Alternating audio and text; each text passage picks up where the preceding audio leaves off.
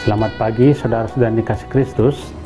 Mari kita mengawali hari baru dengan mendengarkan firman Tuhan yang diambil dari Injil Lukas bab 8 ayat 16 sampai dengan 18. Tuhan bersamamu. Inilah Injil suci menurut Santo Lukas. Sekali peristiwa Yesus berkata kepada murid-muridnya, "Tidak ada orang yang menyalakan pelita lalu menutupinya dengan tempayan atau menempatkannya di bak tempat tidur, tetapi ia menempatkannya di atas kaki Dian, supaya semua orang yang masuk ke dalam rumah melihat cahayanya. Sebab tiada sesuatu yang tersembunyi yang tidak akan dinyatakan, dan tidak suatu rahasia yang tidak akan diketahui dan diumumkan. Karena itu, perhatikanlah cara kalian mendengar, karena barang siapa sudah punya akan diberi, tetapi barang siapa tidak punya, apapun yang dianggap ada padanya akan diambil." Demikianlah sabda Tuhan. Saudara-saudari yang dikasih Kristus, tema yang akan kita renungkan hari ini, kepekaan. Hari ini dalam Injil, Yesus meminta murid-muridnya memiliki keunggulan yang disebut kepekaan. Kepekaan adalah kemampuan untuk menangkap situasi yang ada di sekeliling kita dan kemudian berani dengan cepat namun cermat ambil tindakan sebagai ungkapan kepekaan itu. Kepekaan juga dibutuhkan untuk bisa menangkap apa yang menjadi kehendak Tuhan bagi kita. Perhatikanlah caramu mendengar. Ungkapan Yesus ini bukan hanya dimaksudkan dalam mendengar dan menangkap situasi sekeliling kita, tapi juga mendengar dan menangkap pesan ilahi kepada kita.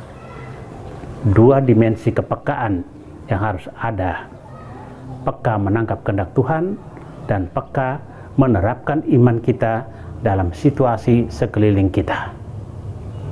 Sebagai orang Kristiani, kita diajak oleh Yesus untuk mengambil sikap penting dalam situasi seperti ini.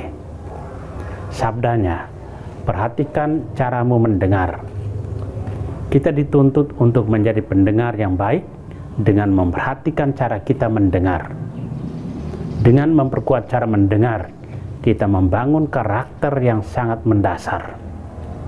Barulah sudah itu, kita akan dapat mendengarkan dengan baik.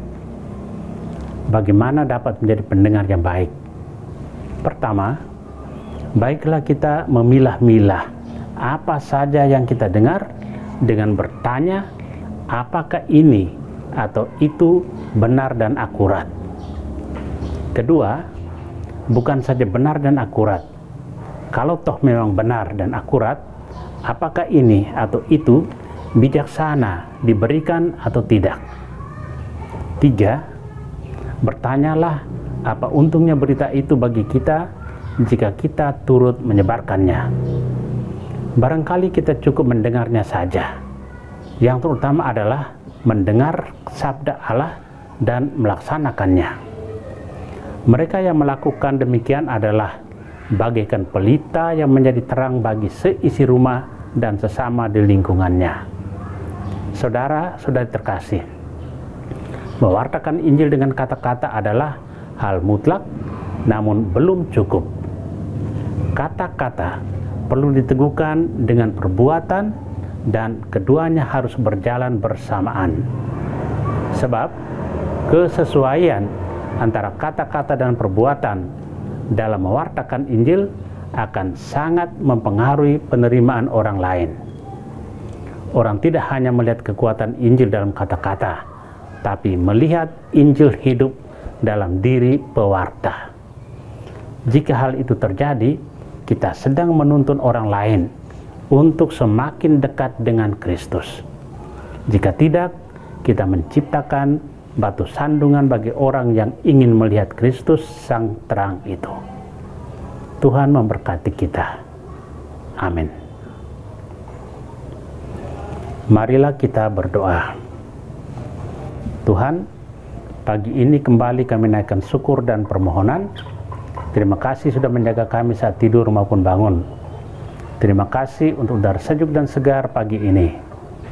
Bukalah mata hati kami di awal hari ini, mampukan kami memandang kemurahan dan karya-Mu, serta memuji dan memuliakan-Mu melalui pekerjaan dan pelayanan kami hari ini. Bimbinglah kami selalu untuk menyadari kesalahan kami dan bertobat, sehingga kami sungguh rendah hati, mau membuka hati dan siap menerima rahmat-Mu yang akan tinggal dalam hati kami. Kristus terang dunia, berkatlah keluarga-keluarga kami, jadikanlah kami alat kasih-Mu, dan pantaskanlah kami menjadi hamba-Mu yang setia. Amin. Tuhan bersamamu. Semoga kita sekalian, orang-orang yang kita kasih dan doakan, seluruh aktivitas kita hari ini dilindungi, dibimbing, dan diberkati oleh Allah yang Maha Kuasa, Bapa dan Putra dan Roh Kudus. Amin.